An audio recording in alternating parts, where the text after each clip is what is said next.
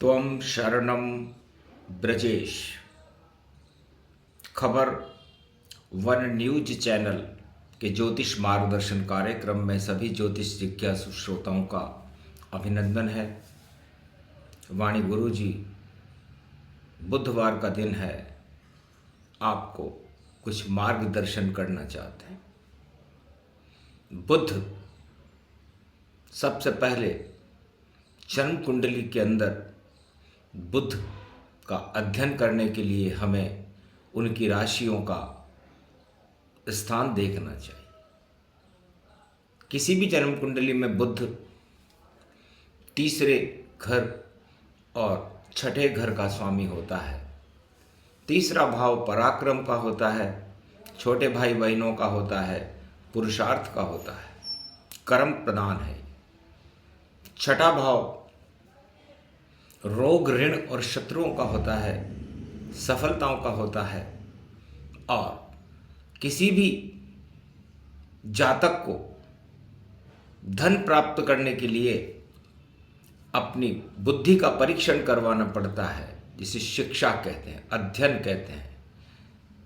जैसी उसकी शिक्षा होती है वैसा ही उसका परिश्रम होता है और वैसे ही उस परिश्रम का भुगतान होता है। तो बुध ग्रह किसी भी कुंडली में यदि हम शिक्षा को देखें कि ये जातक कैसी शिक्षा प्राप्त करेगा, सफलता की ऊंचाइयों पर कैसे जाएगा, तो सबसे पहले हम बुध को देखते हैं कि वो कहाँ बैठा हुआ है। बुध कन्या राशि में उच्च के होते हैं और मीन राशि में नीच के होते हैं और मिथुन राशि में स्वग्रही होते हैं। बुध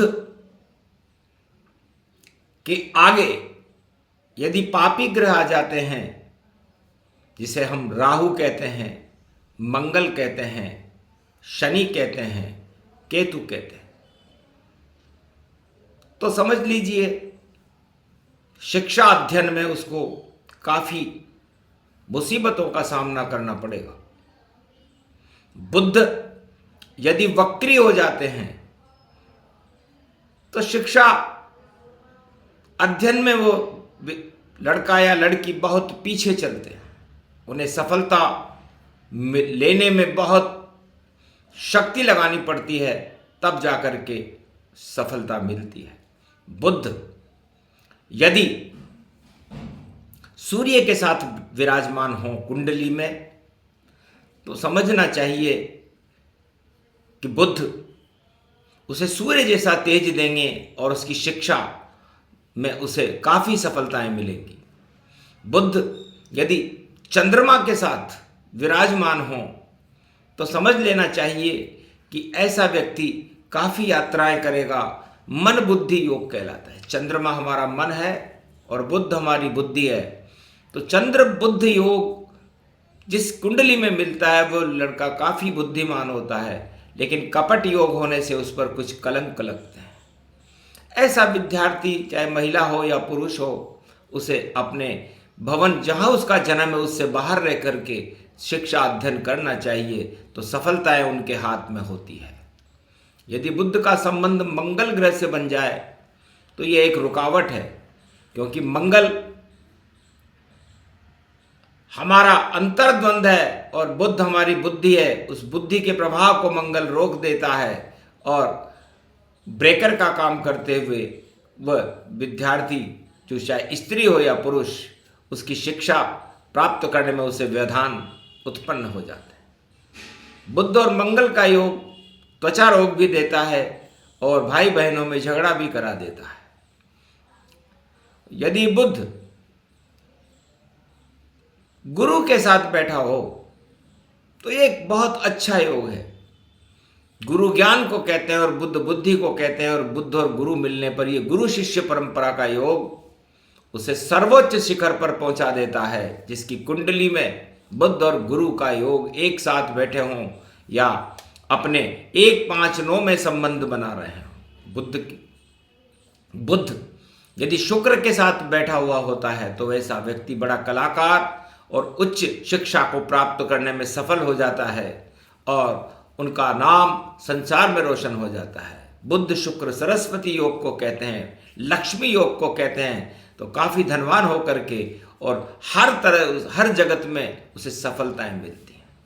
बुध यदि शनि के साथ संपर्क बना लेता है तो ऐसा व्यक्ति लेखक होता है, पत्रकार होता है, वकील होता है।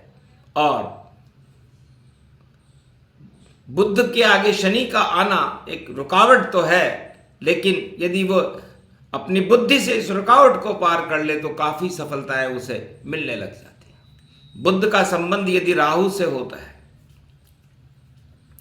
तो उसकी संगति थोड़ी बिगड़ जाती है और ऐसा व्यक्ति विदेश में रह करके यदि शिक्षा प्राप्त करे तो उसे काफ़ी सफलताएं मिलती हैं। बुध और केतु ये भी एक शिक्षा के मार्ग में व्यवधान है, क्योंकि बुध केतु की राशि में, केतु नीच के हो जाते हैं, इसलिए ये भी बुध और मंगल जैसा ही काम करते हैं। तो बुध और केतु भी एक रुकावट है कुंडली में। जिस भी कुंडली में बुध और केतु का संयोग मिलता है, ऐसा व्यक्ति को लेखन कार्य करना चाहिए, चिकित्सक कार्य करना चाहिए और वकालत का कार्य करना चाहिए, तो उसे काफ़ी सफलताएं मिलती हैं।